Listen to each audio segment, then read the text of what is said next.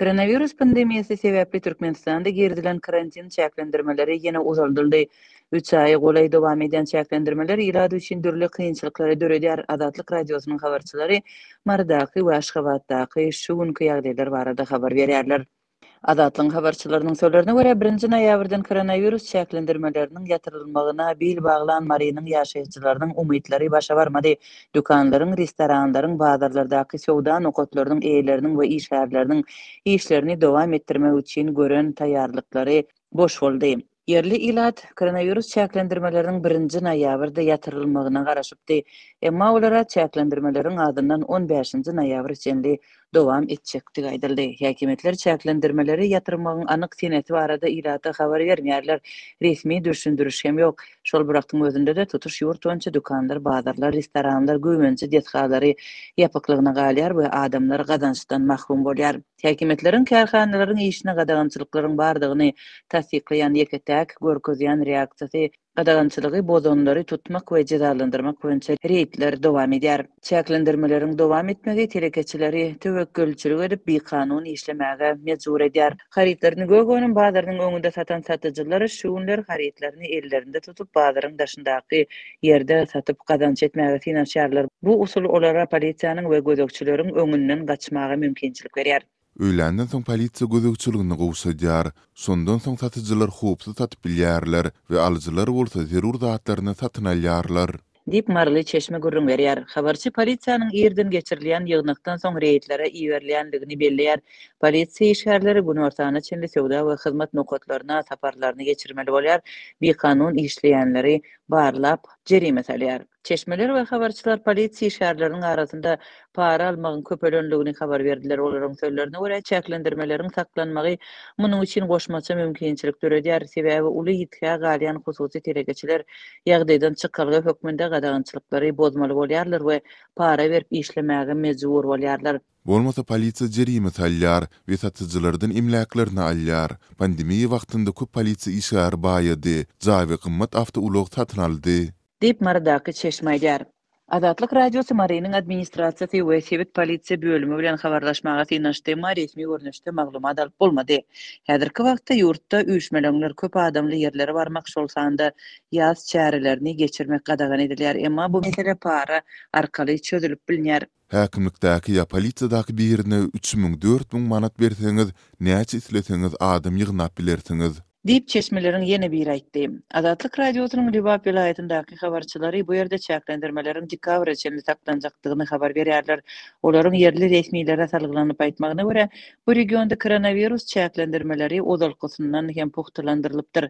Indi farapda täzeden dezinfeksiýa we maska tertibi güýçlendirildi. Awtobuslardan adamlary düşürüp diňe ýolagçylaryň ýartyny daşamak talap edilýär. Kafeler hem toýhanalar ýapyk bolmagyna galýar diýip Libapdaky çeşme gurrun berýär. Bu aralykda Aşgabatda sowda nokotlarynyň kärendeçileri we işgärleri çäklendirmeleriň ýatyrylmagyna we işiň täzeden başlanmagyna umyt baglap paýtagtyň Lomoy bazaryna barpdyr. Internetde bazaryň 1-nji noýabrda işe başlajakdygy barada habar berilipdir. Emma muňa garamazdan bazar açylmandyr. Şu gün sowda nokotlarynyň we satyjylaryň hemmesi Lomoy bazara bardy. Ýöne olary diňe azyk dükanlarynyň we hojalyk himiki terişdeleriniň açyljakdygyny aýtdylar. Gahar gazaba münen adamlar gyýgyryp başladylar, ýakalaşyga baryp ýetdi. Netijede hemmeler kowuldy we bazaryň açyljak senesi elan edilmedi. Dip Aşgabatly çeşme edýär. Onuň sözlerine görä bir karar sowda merkeziniň açylmagyna hem garaşylýar. Aşgabatda beýleki sebetlerde bolşýar çäklendirmelere garamazdan bazardaky sowda nokotlarynyň köpüsi bekanun işleýär. Karhanalaryň işiniň besedilmeginden ýetki çeken hususy telekeçiler üçin kärende tölegleriniň we salgytlaryň ýokarlanmagy ýene bir zarba boldy. Ors bazarynyňky egin eşik pavilyonlary we dukanlary işe başlady. Ýöne ýarym kanuny taýdan. Kärinde 2 hisse artdy. Mysal üçin 1000 manat 2000 manat boldy. Olary gysýarlar, salgyt gullugy bolsa soňky 10 günde ýowuzlandy diýse bolar. Telekeçilerden uly para talap edýär. Diýip çeşmämiz gurrun berýär. Sowda we hyzmat karhanalary şu ýylyň awgust aýynda tutuş ýurt boýunça ýapyldy. Bu karantin ýurtda COVID-19 görülip edilmedik derejede ýaýrap, keselçiligiň we ölümüň köpelen wagtyna gabat geldi. Çäklendirmeler transport gatnawyna hem täsir etdi. Gulplamanyň 3 aý töweregi dowam edýänligine garamazdan resmiler we döwlet habar berişleri işleri çäklendirmelerin girdilmegi, onuň sebäbi halky ýetirýän täsiri, wagt möhleti barada dilýärmeýärler. Ýurdun ýolbaşçylary COVID-19-yň ýurtda döpden hasaba alınmandygyny öňe sürýärler. Türkmenistan iýulda başlan gatnawyny dikeldip, Türkiýede galan 270 çemes raýatyny ýygyna getirdi. 30-njy oktýabr gecesi gece ýarym bolmadynyň öň ýanyna Türkmenabadyň uçur mendiline gonan uçur İstanbuldan 270 töwerek ýolagçyny alyp geldi diýip Adatlygyň Lebapdaky habarçysy habar berdi. Bu uçur gatnawy Türkmen howa ýollarynyň ýolagçy uçur arkaly amala asyrlygy we ýurduna dolanan türkmenistanlaryň arasynda näsaglar. Has agyr ýagdaýdaky hassalar we ýaş şagaly eneler hem bar diýip 31-nji oktýabr güni ýerden gelen maglumatda aýdylýar. Adatlygyň habarçysy bu maglumaty uçur mendilinäki çeşmeden alypdyr. Onun sözlerine göre gece gelen ýolagçylar 21 günlük karantina yerleştirilip, olaryň arasyndaky ýasaklar hassahanalara alınıp gidildi. Adatlygyň habarçysy 26-njy oktýabrda Türkmenistanyň uçur gatnawlarynyň yapylmagy netijesinde daşarda galan raýatlaryny ýerine getirmek üçin azyndan 2 sany uçur gatnawyny gurnamakçy bolýanyny habar berdi. Türkmen hökümetine ýakyn çeşme şol gün munyň iýul aýyndan bäri guraljak ilkinji charter gatnaw boljakdygyny aýtdy. Noýabr aýynyň 1-nji 10 günlüginde Istanbuldan we Ankaradan 2 uçur gatnawynyň guruljakdygy ma'lum boldy. Bu uçurlaryň biriniň Lebap vilayatynyň Türkmenabad beýlekiniň Balkan vilayatynyň Türkmenbaş şäherlerine gonmagyna garaşylýar diýip Adatlygyň çeşmesi 26-njy oktýabrda beren maglumatyny aýtdy. Ýöne şol wagt uçur gatnawynyň noýabryň aýagyna çenli ýygy çekilmek ähtimallygy hem bellenip geçildi. Emma görnüşinden gurrun edilýän uçur gatnawlarynyň ilkinjisi noýabrdan öň amala asyryldy. Şol wagtyň özünde de Türkmenistan raýatlarynyň Türkmen howa ýollary uçur kampaniýasynyň kassalaryndan 1,5 mil öň satyn alan biletleriniň pullaryny ýerine gaýtaryp bermäge başlady diýip habarçy aýtdy. Ýatlasak Türkmenistan pandemiýa çäklendirmeleri bilen baglykda serhetlerini ýapyp, ýurdun milli uçur kampaniýasynyň uçur gatnawlaryny hem togtatdy we bu ýagdaý bir tarapdan ýurt içindäki ýolagçylar kösese, ikinji tarapdan daşary ýurtlarda galan türkmen raýatlarynyň uzak wagtlap maşgalalaryndan aýrylykda ýaşamagyna, türkmen aktivistleriniň ýollaryň açylmagyna çagyryp geçirýän dürli protest çäreleriniň bolsa görelmegine alyp geldi. Bilet satın alan ýöne bir ýyl garaşyp, hiç ýere uçup bilmedik raýatlaryny nowata durup, bilet üçin tölen pullaryny ýerine alýarlar diýip habarda aýdylýar. Adatlygyň habarçysy bilen anonimlik şertinde gurlaşan çeşmäniň sözlerine görä, milli uçur kampaniýasynyň bilet kassalaryndan Türkmenistan boýunça umumlukda 6,5 ming çemesi müşteri bilet satyrypdyr. Olaryň 4.000-den gowragy bilet üçin tölen puluny ýerine almak üçin nowat belledi. Hasanygy edil häzir 4.050 raýat puluny ýerine alýar diýip habarçy aýtdy. Emma görnüşinden belki de manat yetmezçilikler ýa-da guramaçylyk işleriniň derejesi bilen agyrlykda adamlaryň basymrak pullaryny ýerine almak synançyklary hem aňsat başa barmaýar. Her aýda bary ýogy 100den gowrak adam bilet üçin tölen puluny ýerine alyp bilýär diýip habarçy aýtdy. Onun sözlerine göre ýurdun içinde islenlik yere uçmak üçin satylan biletleriň puluny böleklöýün ýerine gaýtarmak işleri haýal hem bolsa dowam edýär. Aýdylmagyna göre bilet puluny ýerine aljak adam gatykän ýöne türkmen howa ýollary bilet alan ýolagçylaryň ählisiniň biletlerini gijikdirmän ýerine alyp bilmeýär. Puluny ýerine almak üçin her hepde uçur mendiliniň kassasyna jaň etmeli we nowatyny sorap gadyklanyp durmaly. Şonu biletler ýerine tapşyryp pul alyp bilsen hem zor bolluň diýip bu kynçylygy başdan geçiren ýaşaýjylaryň biri aýtdy.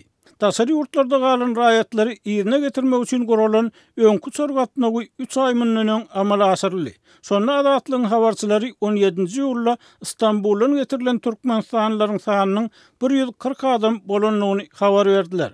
Bu gedekki gatnaw 3 aý ara kesmeden soň gurunalan uçur gatnawy boldy. Ýöne daşary ýurtda galan adamlary getirip başladylar. Dogam bolsun diýip adatlygyň habarçysy bilen gürleşen ýoğlawça aýtdy. Şu aralykda Ortiýetin Türkmenistan nakilçihanasy Türkmenistanyň 25-nji çykyş uçuryny gurnady. Resmi habara görä Ortiýetin S7 uçuryny bu gezek Türkmenawatdan Moskwa 176 ýoğlawçy getirildi. Aşgabatda howanyň temperaturasy gijelerine käte -3 gradusa çenli ýetýän şu günlerde şäheriň köp gatly ýaşaýyş jaýlaryndaky ýyladyş ulgamy bilen bagly bökdönçlükler saklanyp galýar. 31 oktýabrda paýtagtyň 6-njy etrapçasynda gyzgyn suw ýer astyndan geçirýän turbolarda näsazlyk döredi we munyň bilen bagly köçelerde gazuw işleri geçirildi. Hünärmenler ýyladyş ulgamyndaky tehniki ýagdaýlary weýrançylykly häsiýetlendirip, bu ýyly gyşyň sowuk boljakdygyny duýdurýarlar. Läledar bazarnyň ýerleşýän etrapçasyndaky ýyladyş turbolarynda dören näsazlyk zerarly köçelerde, luklarda gazuw işleri geçirildi. Bu işlerin geçirilýän ýeriniň töweregine palçykly suw ýaýrady. Suw akmady, ýöne gazuw işlerini heniz gutarmadylar diýip efirde atlandyrylmasyzlygyny soran Sewit ýaşaýjysy 1 noýabrda habarçymyza beren maglumatynda aýtdy. Şu ýyl Aşgabatda howanyň geçen ýyllardaky garanda has ýer sowumagy bilen baglanşykly